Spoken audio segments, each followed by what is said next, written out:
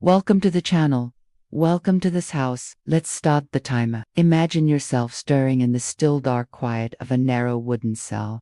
The room is cold. The stones beneath your straw mattress seem to breathe with dampness from the earth. Prime, terce, sext, none.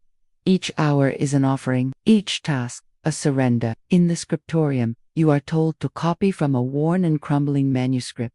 There is no mattress, only the straw, no pillow, only folded robes. You curl into yourself, not from comfort, but from habit. You sit on the straw pallet, shoulders hunched against the chill, fingernails digging into palms. Around you, others rouse quietly, stretching stiff limbs, shuffling to the meager oil lamp on the wall. Faces are obscured by the rough woolen hoods. You recognize the shapes of mouths when they form words, but the sounds are lost on you. You don't understand their tongue. Fear constricts your chest.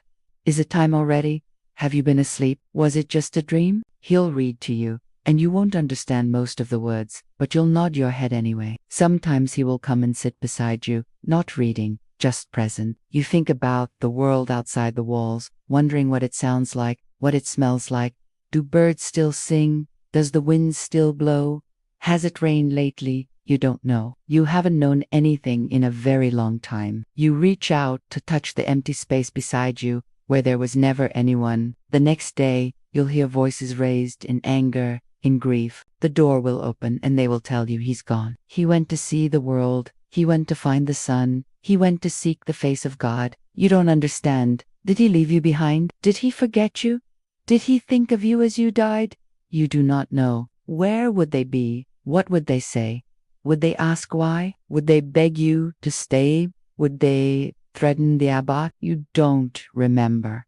Outside, an owl calls softly. Inside, the walls seem to breathe again. Stone, soaked in centuries of silence. You've memorized every crack in the flagstones, every loose board on the floor, every faded fresco on the ceiling. You kneel on the cold stones, head bent, arms crossed, waiting. You remember nothing of your past. Not even your name. But you remember the vow you made.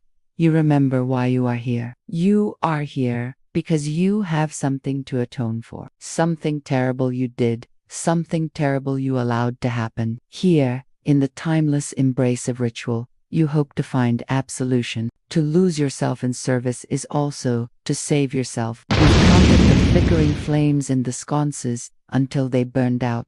At first, there's only darkness. Then pain blooms in your chest.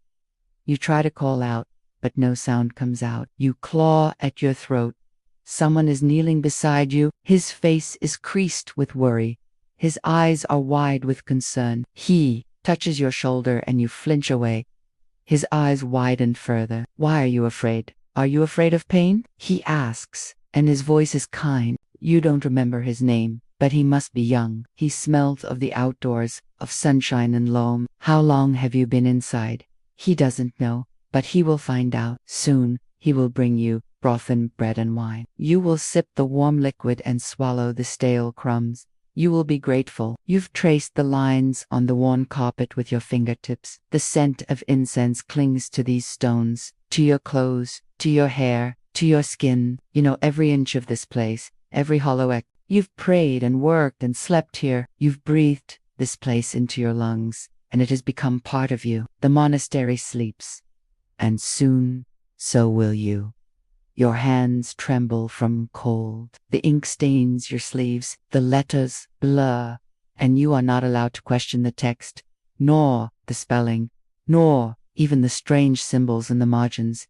You copy, you pray, you wait. You are expected to work.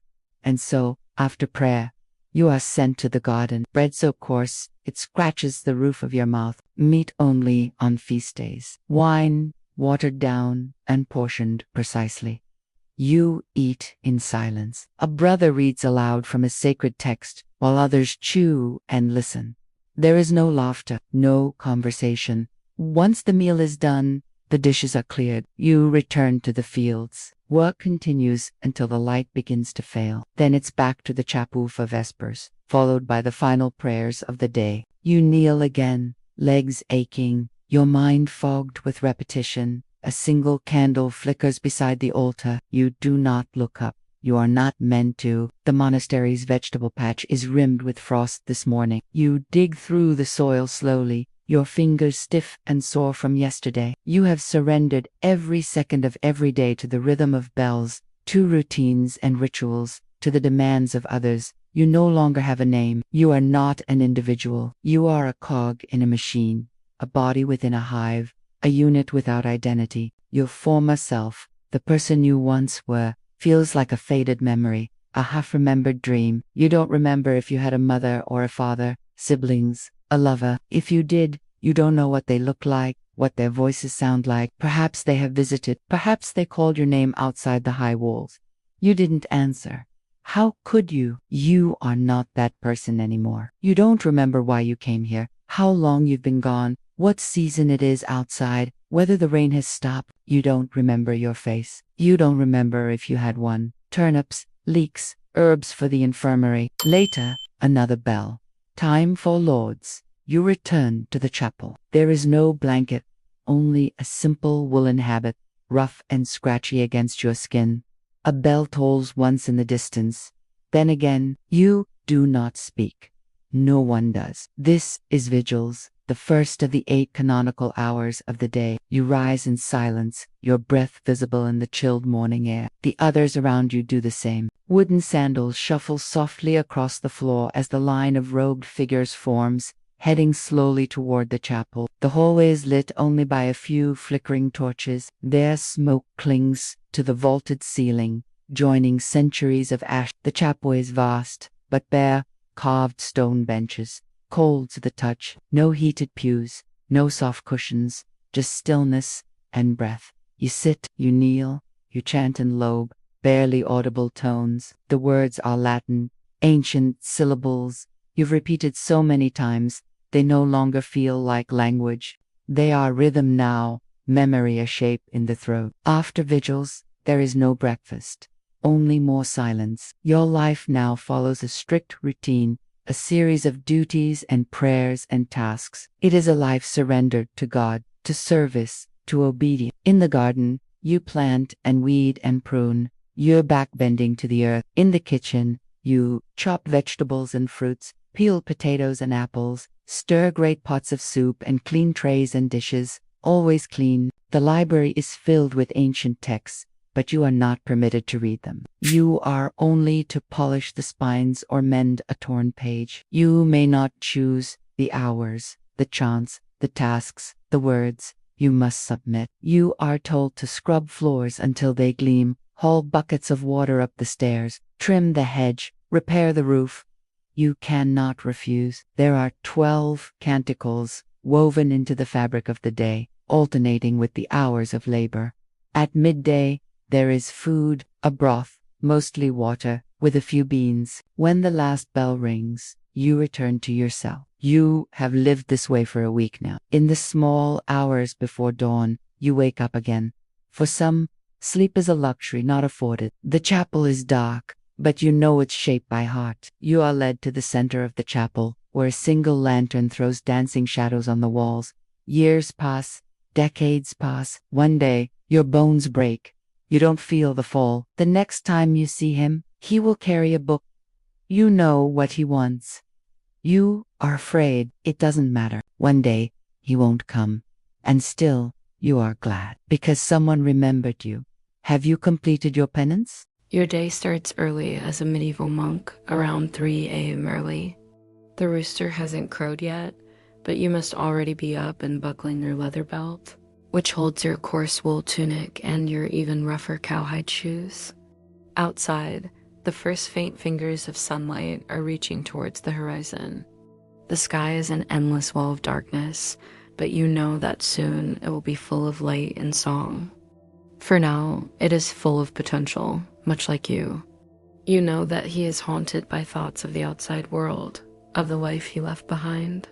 As you settle down to your writing, the door to the scriptorium opens. It is Thomas. He is dusty and tired, but there is a new light in his eyes. As an abbot, the head of the monastery, you dine in a warm kitchen lit by a roaring fire.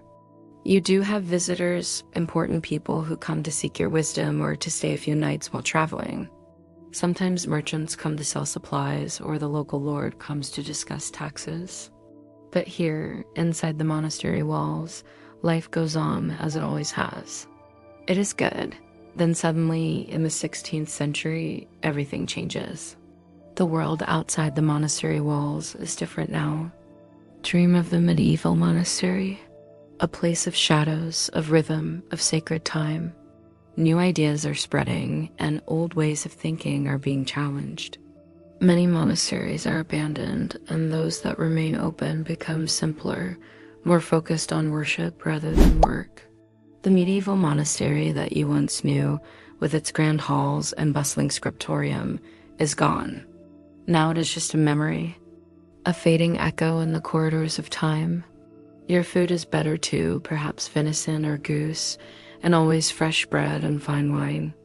When you feel cold, you wrap yourself in a warm bathrobe and settle onto a cushioned chair. No one is here to disturb you. You are alone, but you are never lonely. You have your work, your books, and your faith to keep you company. He joins the circle of writers, and a small smile touches your lips. His doubts may be receding, replaced by the quiet joy of a life well lived in service of the Lord. The meal is simple but filling: bread, cheese, vegetables. Perhaps today there is fruit for dessert, a luxury you do not often have. But there is peace here. Around you, brothers sleep, their breathing slow and steady. In the morning, they will wake up again, and the day will begin anew. After eating, you clear your plate and join the others for evening prayer. You listen, and when the coast is clear, you slip back into your bed, a four-poster with thick linen sheets and a warm blanket. Sleep comes easily to you. You are safe here. Your life is good. Together, you chant ancient prayers, the words flowing over you like water. Afterwards, there is more work to be done. Some brothers write, copy books, or mend clothes. Others tend the herb garden, pulling weeds and planting new seeds. Still, others process the accounts, keeping track of the monastery's goods and income. The day ahead will be filled with long periods of silence, punctuated by rhythmic chanting. There will be time for manual labor and for prayer, and above all else, there is community. Even in the darkest hours, you are never truly alone. Around you, other brothers are rising, stretching, shuffling towards the chapel, their bare feet padding silently on the cold stone floor. After an hour of prayer, it is time to work. You and the other brothers spread out across the fields and vineyards, working in companionable silence. Just before sunset, you return to the monastery. The sound of hammering and sawing fills the air. Brothers work on the endless projects that keep the monastery running, mending shoes, sharpening tools, weaving cloth. Soon, supper will be ready and the evening will drift towards bedtime. The sun climbs higher and the work goes on. Around you, men laugh and joke, sharing stories and gossip in low voices. One of the brothers, Thomas, catches your eye. He looks troubled. Later, you will learn he has been struggling with doubt, questioning the purpose of his life as a monk. Perhaps you can offer him some solace, or maybe you need it for yourself. As the day heats up, the work becomes harder and the hours longer. The flickering lamplight reveals worried faces around the table. Brother Thomas is here tonight and his usual seat is empty. You think of Brother Thomas again. Will he come to the evening service? You hope so. In the dormitories, the beds are narrow and the straw mattresses hard, but not all monks are equal. The higher you climb in the monastery, the more comfortable your life becomes. It is your job to keep the monastery running smoothly, to make sure the brothers follow their vows, and to welcome guests. And sometimes, in the dead of night, someone comes to tell you that the monastery is in danger. Bandits are coming, or the king's men. As the centuries pass, the outside world changes. Kings rise and fall, towns grow and decay. Famine and plague sweep across the land. For over 800 years, the quiet heartbeat of the monastery has echoed through Europe, Africa, and Asia. Sleep now. Rest your head upon your pillow and dream of simpler days, of chants and prayers, and a life well lived in service of the Lord. You wake before sunrise, just as you have for the past 6 days. You have walked the daily path of a monk, praying in the still dark of pre-dawn, chanting with your brethren, eating your breakfast in silence, working all day long, then returning to prayer and sleep. For a week, you have traded your old life for this, yet it has not been penance. This time of reflection has brought you peace. But now it is time to leave. Weeks passed, then months. And though you tried to fill the void with work or pleasure, nothing helped. You felt adrift in a meaningless world. Do you want to go up a slope covered in soft moss, around a bend where twisted roots cross the path, or over a fallen log draped with lichen? If you chose to go up the slope, take 10 minutes to climb as far as you can. What do you see, smell, hear, and feel as you ascend? When you reach the top, what do you see before you? If you chose to go around the bend, take 10 minutes to carefully pick your way over the roots. How do they feel underfoot? Is the ground firm or crumbling? Do you dare to lean against the rough bark or wrap your fingers around its knotted surface? When you reach the other side, where does the path lead? If you chose to go over the log, take 10 minutes to scramble to the top. Does the lichen cushion your fall? Are there sturdy handholds in the bark? What is it like on the other side? What do you notice about the path ahead? Then one day, you found yourself drawn back to the spot where you had met the monks. In the center stands a solitary tree. Its leaves have turned colors and fallen, leaving behind a delicate skeletal structure reaching up to the gray sky. You have a choice to make. Would you like to rest beneath the tree for a while or continue on your way? If you chose to rest, take 10 minutes to sit at the foot of the tree. Close your eyes and listen to the sounds around you. What do you hear? Rest here as long as you like, then continue along the path. If you chose to continue on your way, take 10 minutes to examine the path ahead. What do you see? Is it possible to see where the path leads? What do you decide to do? The trees were bare branches clawing up the sky. The road was slick with mud. And when you reached the fork in the path, you hesitated. To the north, the path continues through a thicket of trees. To the south, it disappears over a rise. To the east, it winds alongside a stream babbling over smooth stones. And to the west, it climbs a steep hill dotted with loose stones and loose dirt. Which path will you choose? Which way to go? Left towards the city, towards life, or right, towards the abbey, towards death? Of course, you knew which path you had to take. The decision made, you walked until you saw the welcome sign hanging above the gate. As you pushed it open, a familiar feeling of peace descended upon you. You stepped inside and found yourself standing in a courtyard, surrounded by the same cloisters you had walked so many times before. And there, standing before you, was the abbot. He smiled.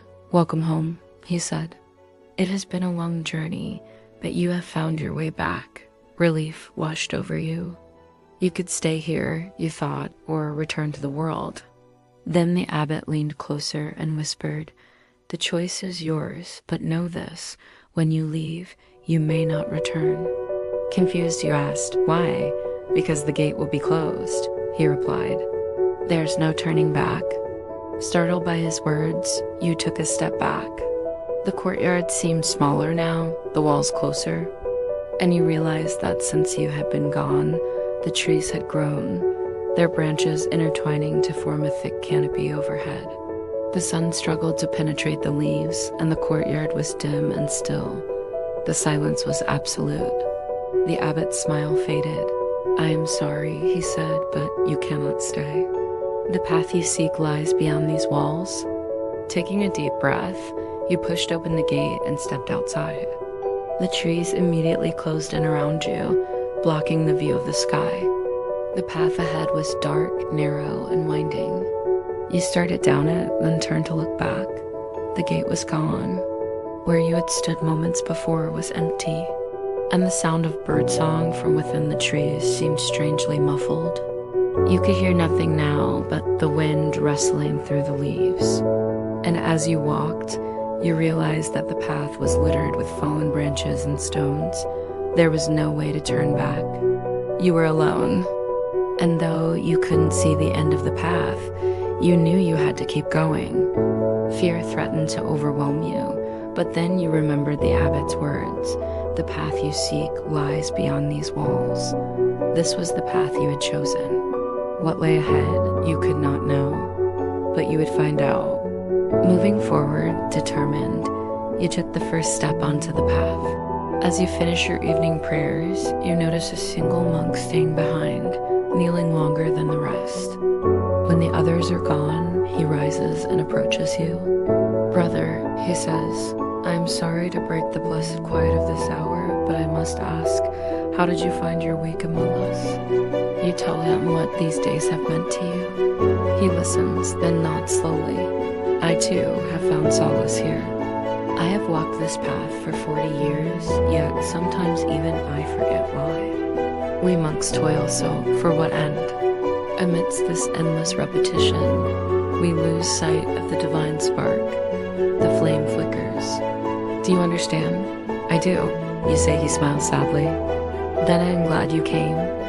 Perhaps your visit will help us remember what we almost forgot." He offers you a choice. Stay another week or walk with him through the night to show you the way back to the world. "Which would you have me choose?" he asks. "Now make a choice. Do you want to stay another week or leave with the monk? If you chose to stay, take 10 minutes to look around the abbey. Take note of everything you see, smell, hear, and feel. What details stand out to you? What makes this place special? Now let's go a little deeper. Choose one room in particular to explore. What is it like? How does it make you feel? Let's imagine that you could bring something from this place into your own life. What would it be? Why? If you chose to leave, take 10 minutes to imagine you are walking down a hill beside the monk. The moon hangs heavy in the sky, making the forest floor glow silver. The air is crisp. The only sound is the crunch of gravel underfoot and the distant hoot of an owl. After a while, the trees begin to thin and you see the road leading away from the abbey. The monk turns to you and says, "I am grateful for your company. Your presence has done us good. Know that if you should change your mind about the world, the door will always be open to you." He pauses. "Is there anything you would like to take with you? Anything you saw fit to bring back with you to the world?" As you approach the road, you realize that in all the time you spent within the abbey, you never saw a watch or heard a clock. You don't know whether it's night or day. Time seemed to stop when you entered. Now look back at the abbey. Before you step onto the road and leave, choose something that represents your experience here. What would it be? Why? When you returned home, you couldn't shake the feeling that something was missing. Something vast and eternal seemed to have been taken from you. Now, choose a direction to go in. As you continue along the path, you come across a small clearing. As you continue along the path, you come across a crossroads. We have walked the garden walls. We have felt the discipline of work and prayer. And always there has been a kind of intimacy in the quiet corners of this monastery. But now we ascend to a place of quiet distance. His ledger is open, each entry a tally of need and use. It leads us to the infirmary, where the infirmer attends to aches and ailments. It gleams with rich woods and tapestries, a stark contrast to the earthy tones of the common hall. Above us, a crystal chandelier casts dancing shadows, its prisms catching and scattering light. Around us, the air hums with a low, constant murmur. Servants move with practiced grace, anticipating the needs of the few. The high table is a study in contrasts. On one side, a lone monk prays silently, lost in devotion. Across from him, a group engages in lively debate, their voices low but intense. An air of power hangs in the room, but it is balanced by an undercurrent of tension. We feel the weight of authority, but also the fragility of human interaction. This is a place of balance, where spiritual depth meets earthly concerns. The quiet rustle of a page turning breaks the murmur. One of the monks lifts his head, revealing a face etched with wisdom and weariness. He gestures to a seat at the table, and we take it, aware that we are not just observers, but participants in this world of quiet power. Now we are summoned to the very top, to the highest chamber in the monastery. Here, bathed in soft light, sits the abbot. He is the heart of this world. And now he invites us to share a moment of quiet contemplation. Before him, on a massive oaked desk, sits an open book, its pages filled with the wisdom of centuries. The abbot's eyes, though aged, are sharp with insight, and his hands, gnarled with time, speak of a life lived in service. He beckons us closer, and we lean in, ready to absorb his words. The abbot begins his tale, his voice a resonant echo in the still room. Each word hangs in the air, carrying the weight of experience and reflection. His words weave a tapestry of challenges and triumphs, of quiet moments and pivotal decisions. He speaks of struggles to maintain the rhythm of life, of the ebb and flow of vocations, and the constant need for adaptation. The abbot pauses, his gaze drifting to the distant hills. He speaks of moments of grace, of the unexpected joys that punctuate the routine, a rare bird sighted in the garden, a brother's sudden recovery, the arrival of a long-awaited letter. His voice softens, becoming a mere whisper. He talks of solitude, the peculiar loneliness of leadership, and the burden of making difficult choices. The abbot looks back at us, his eyes filled with both sadness and gratitude. He shares his hopes for the future, for a renewed sense of purpose, for a deeper connection to the original ideals of their order. The room is silent now, save for the crackling of the hearth. The abbot's words hang in the air, resonating in the quiet space. We absorb his story, understanding that this place of quiet power is not just a seat of authority, but a crucible of reflection, decision, and hope. And as we sit there, listening, we realize that the story of the monastery is not just in its ancient stones or its weathered books, but in the hearts and minds of those who lead it. The air is sweet with healing balms. On the windowsill, herbs dry in the sun. Their use is pinned beside them with neat lettering. On a cot rests a brother, seeking solace from pain. The infirmer, with gentle touch, applies poultices and salves. We watch in hushed reverence as the infirmer reads the signs of illness and injury, offering prayers and treatments for each. His knowledge is vast, his patience endless. Outside, birdsong mingles with the murmur of prayers. In the refectory, meals are finished, plates cleared, leaving only the memory of good bread and cheese. Now, brothers arise from their benches, ready for afternoon work. The silence stretches, not empty, but soon a server enters, bearing a book of psalms. Slowly, reverently, he opens it, beginning the solemn chant. His voice, strong and true, fills the vast space. Other monks join in, their voices weaving together, creating a tapestry of sound. The psalms swell and fall, echoing stories of faith and devotion. The brothers respond, their voices rising in unison. Together, they create a sound that touches the soul, a sound that speaks of hope and solace. The brothers continue their task, but for now, we follow the sound of hammers and the rhythm of measured strokes. We enter the workshop where Brother Thomas works tirelessly, shaping wood with patient precision. His tools sing a quiet song as he crafts each piece with care. The air is filled with the scent of sawdust and bees. The pieces come together, taking shape under his hands. From rough planks, a chest emerges, then a table, then a cross, each telling a story of faith and function. Light streams through high windows, illuminating not just the workshop, but the quiet strength of Brother Thomas and his craft. As we leave the workshop, the sound of a loom draws our attention to the weaving room. Here Sister Agnes works with deft fingers,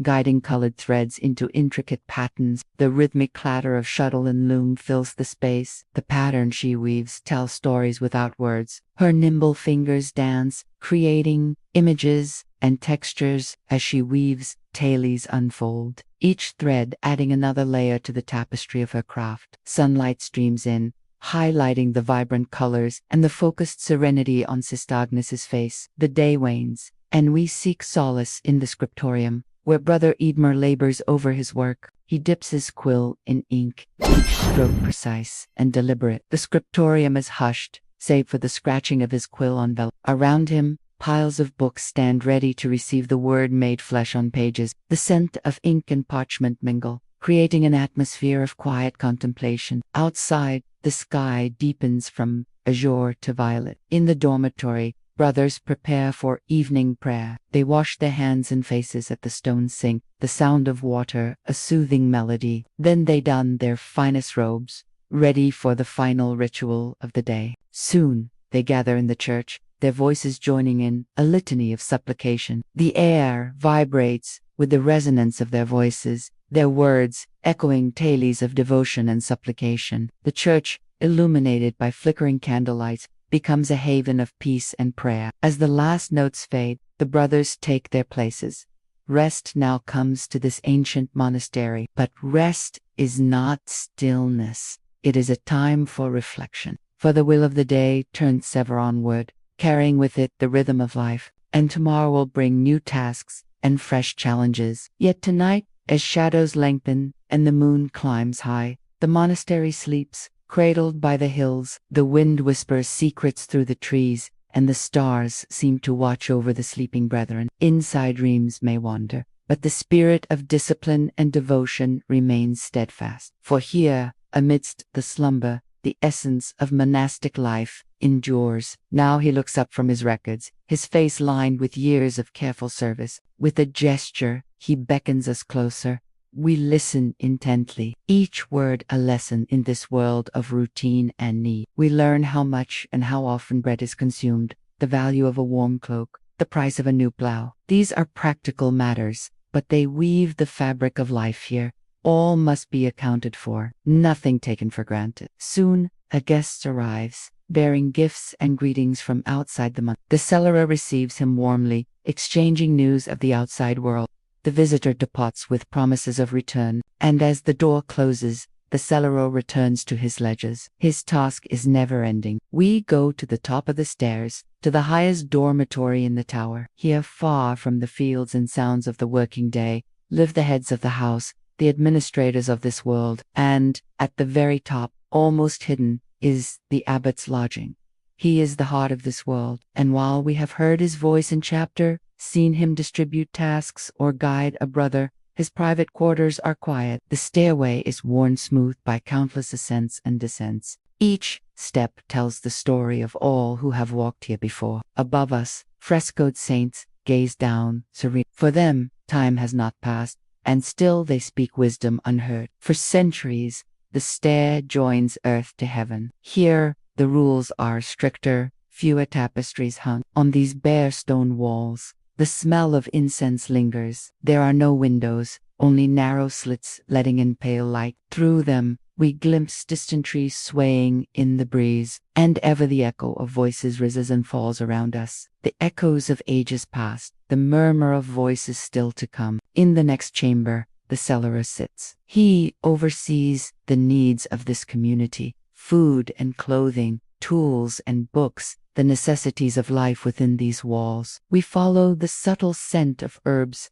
carried on a gentle breeze through an open window. Now we ascend the grand staircase, its steps worn smooth by countless footsteps, echoing with the weight of generations. Now we stand before the high table, and let's talk about this because I have thoughts. So firstly, thank you so much for 400,000 subs. I'm gonna put up another picture of a cat, and if you liked it, leave a like down below. If you didn't like it, leave a dislike, and maybe check out my Discord server. Behind it lives the abbot. He does not wake with the other brothers. He is not called by the same bells. He rises in silence. The table is long. Though he sits alone, his food is finer than that of the brothers. There's cheese here, alone.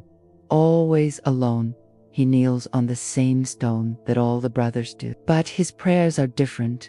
They are not for forgiveness, nor for strength, but for clarity, for the wisdom to lead those who follow, and the silence to know when not to speak. And as the final bell rings, he returns to his chamber. He extinguishes one candle, then the other, and sleeps, not on straw, but on a mattress stuffed with wool, wrapped in linen. And even so, his rest is never deep. 4 in the morning, the the bells will toll again. And the rhythm of the monastery, that old, enduring rhythm, will begin once more. Another great image. It almost feels wrong to crop it because it's so immersive. I feel like I'm walking through the door with him and seeing everything for the first time. But I guess it's not a bad thing. I want people to experience it the same way he does, slowly, on their own. Herbs sometimes appear, poached in wine. Imported spices, cinnamon, cloves, in tiny pinches, from trade routes stretching far beyond these cold hills. But the abbot does not feast. He eats slowly, eyes on the flickering flame, listening to the echoes of his own mind. I love how this one turned out. It really gives off the feeling of isolation, which is exactly what I was going for. Although the colors are slightly off, I imagined it as being darker, moodier, but this works too. Good job, old man, clad in robes not of coarse wool, but of fine dark cloth, lined with fur in the winter, embroidered at the hem with a subtle thread of gold. I mean, yes, there are definitely some flaws, some mistakes, but it's really grown on me. I think it's neat that we can use this tool to explore new things, even if the results aren't always perfect. Honestly, I think the flaws add character to it, so I hope you agree. I hope you can see what I do. I hope you can hear the bells. Do you remember what it was like before you woke? I wonder if that means it's supposed to be brown and orange.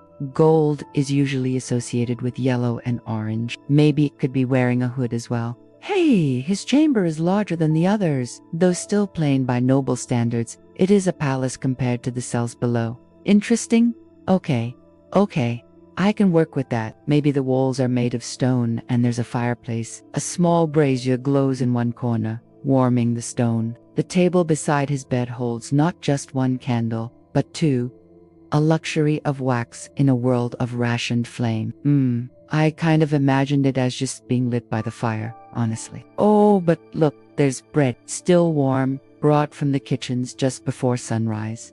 With it, a clay dish of honey, rare and precious. A small cup of spiced wine, thinned with water, but fragrant. He eats alone, always alone. The abbot's days are full, but not with labor. Instead, with decisions, he meets with the steward who manages the monastery's lands. He signs letters, some sent to bishops, others to nobles who donate silver in exchange for prayers. He hears complaints, settles disputes, and approves purchases. Salt, timber, parchment, even the ink must be accounted for.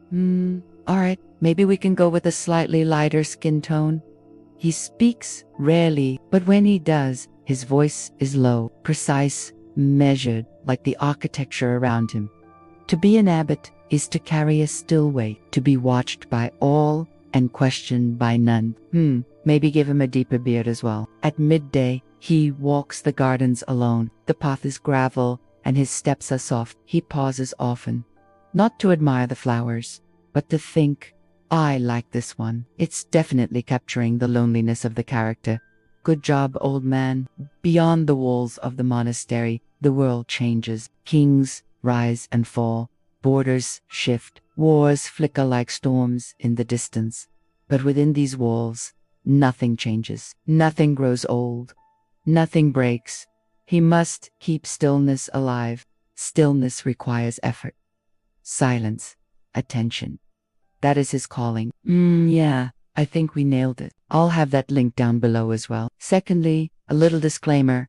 This prompt was generated using the Midjourney V2 model. I am not sure how many people knew that each model is actually trained on different data sets, and that is why sometimes the older model will give very different results to the newer one. Anyway, I just wanted to say that before we start, because I thought it was interesting and I hope you do too. Thirdly, I have a question. You know that I make these videos using AI image generators, right? Well, now there are quite a lot of AI text to image generators out there, and they are only getting better. What do you think? Will something like this eventually replace artists, or is it something else entirely? Let me know your thoughts down below.